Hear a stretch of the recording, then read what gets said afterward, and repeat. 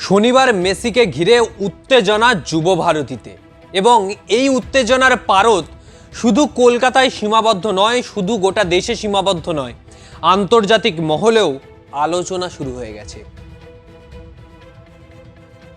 কিন্তু কেন এই ঘটনা ঘটল? এর নেপথ্যে কে দায়ী?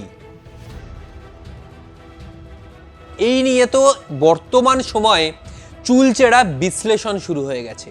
আর এই আবহের মধ্যেই মেসির সঙ্গে সাক্ষাৎ করেছিলেন টলিউড অভিনেত্রী শুভশ্রী গাঙ্গুলি এবং এই সাক্ষাতের পরই মেসির সঙ্গে ছবি পোস্ট করেন সোশ্যাল মিডিয়ায়। সমাজ মাধ্যমে মুহূর্তের মধ্যে ভাইরাল হয়ে যায় শুভশ্রীর সেই ছবি। কিন্তু শুধু ভাইরাল নয়, ছবির নেপথ্যে আসে বা ছবির কমেন্ট বক্সে আসে একাধিক কমেন্ট, কুরুচিকর কমেন্ট। শুভশ্রী গাঙ্গুলি কেন মেসির কাছে গেলেন, কেন মেসির সঙ্গে দেখা করলেন, শুধু তাই নয়, তার ব্যক্তিগত জীবন নিয়েও প্রশ্ন তোলা হয়। আর এই আবহের মধ্যেই তার পাশে এসে দাঁড়ান একজন বিধায়ক। কে সেই বিধায়ক? সেই প্রশ্নে তো আসবই। কিন্তু যখন বাংলার বুকে একজন নারীকে এইভাবে অপমান করা হচ্ছে, তার এই যে ছবি তোলা, এই নিয়ে কুরুচিকর মন্তব্য করা হচ্ছে সমাজ মাধ্যমে দাঁড়িয়ে, সেই সময় টিটাগড় থানায় অভিযোগ করলেন তৃণমূলের একজন বিধায়ক। পাশে এসে দাঁড়ালেন শুভশ্রীর।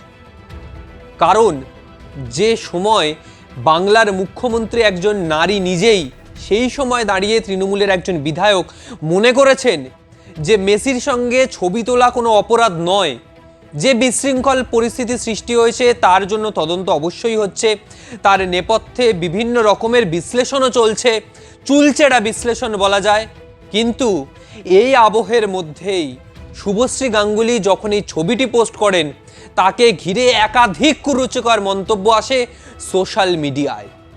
এখন সকলের মনেই প্রশ্নটা আসছে যে কে সেই বিধায়ক যিনি এই পরিস্থিতিতে দাঁড়িয়ে শুভশ্রীর পাশে দাঁড়ালেন, টিটাগড় থানায় অভিযোগ দায়ের করলেন যারা সোশ্যাল মিডিয়ায় কুরুচিকর মন্তব্য করছে।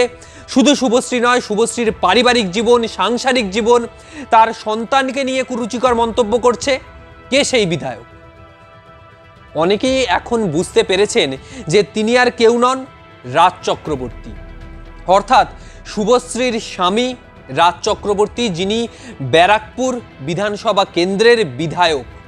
তিনি রবিবার সোশ্যাল মিডিয়ায় একটি পোস্ট করে জানিয়েছেন এই রকমের ঘটনা অত্যন্ত নক্কারজনক। যে ঘটনা যুবভারতীতে ঘটেছে সেটাও অত্যন্ত নিন্দনীয়। কিন্তু যেভাবে একজন নারীকে, একজন অভিনেত্রীকে সোশ্যাল মিডিয়ায়, সমাজ মাধ্যমে অপমান করা হচ্ছে, কুরুচিকর মন্তব্য করা হচ্ছে, কেন? তিনি নারী বলে, তিনি মহিলা বলে তাকে অপমান করা হচ্ছে, সেই প্রশ্নও তিনি তুলেছেন। আর কোনো নারীরই যদি এরকম অপমান হয়, তিনি তার পাশে দাঁড়াবেন, এই কথাই তিনি বলেছেন। শুধু শুভশ্রী বলে নয়, বাংলার বুকে কোনো নারীকে যদি এইভাবে সোশ্যাল মিডিয়ায়, সমাজ মাধ্যমে সকলের সামনে কুরুচিকর মন্তব্য করে তার চরিত্র হনন বা তার বিরুদ্ধে বিভিন্ন অ্যালিগেশন আনা হয়, তাহলে তিনি পাশে দাঁড়াবেন। আর সেই মতোই রবিবার বিকেলে তিনি সোশ্যাল মিডিয়ায় পোস্ট করেন একটি লম্বা কথা, যেখানে বলা হচ্ছে এই রকম ঘটনা অত্যন্ত নক্কারজনক, তিনি পাশে দাঁড়াবেন, যারা কমেন্ট করেছেন এই রকম তাদের বিরুদ্ধে যথাযথ ব্যবস্থা নেবেন। এবং তারপরই রবিবার সন্ধেবেলা টিটাগড় থানায় অভিযোগ দায়ের করলেন রাজ চক্রবর্তী। এই অভিযোগের ভিত্তিতে ইতিমধ্যেই তদন্ত শুরু হয়ে গেছে এবং তদন্ত কতদূর এগোচ্ছে, তদন্তের গতি প্রকৃতি কী থাকছে, সে নিয়ে অবশ্যই আপনাদের সামনে ভবিষ্যতে সমস্ত আপডেট তুলে ধরবো আমরা। তবে একদিকে মেসি আবহ, মেসির সঙ্গে ছবি তোলা, মেসির পাশে দাঁড়িয়ে সেই ছবি সোশ্যাল মিডিয়ায় পোস্ট করেছিলেন শুভশ্রী, এবং তারপরই বিতর্ক, মেসির সঙ্গে ছবি তোলা যায় না কেন?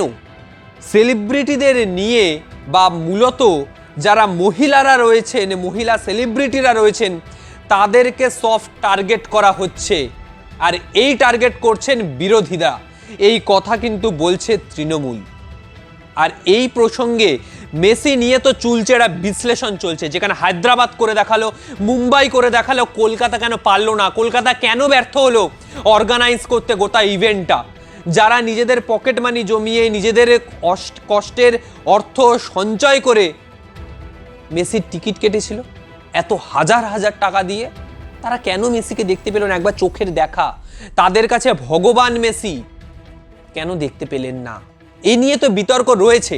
এ নিয়ে ইতিমধ্যেই মুখ্যমন্ত্রী মমতা বন্দ্যোপাধ্যায় কমিটি গঠন করেছেন, কিন্তু যারা এই আবহের মধ্যেও সোশ্যাল মিডিয়ায় মেসির সঙ্গে ছবি তোলা নিয়ে কোনো মহিলাকে কুরুচিকর মন্তব্য করছেন, কুরুচিকরভাবে আক্রমণ করছেন সমাজ মাধ্যমে, তাদের বিরুদ্ধে কি হবে? আর সেই দিকেই কিন্তু দৃষ্টান্ত স্থাপন করলেন রাজ চক্রবর্তী। শুধু নিজের সহধর্মিনীর পাশে নয়, বাংলার বুকে যদি কোনো নারীকে এইভাবে অপমান করা হয়, এইভাবে কুরুচিকর মন্তব্য করা হয়, তিনি তার পাশে দাঁড়াবেন, সেই কথা একেবারে স্পষ্ট করে দিয়েছেন রাজ চক্রবর্তী। আজকের মতো বিদায় নিচ্ছি।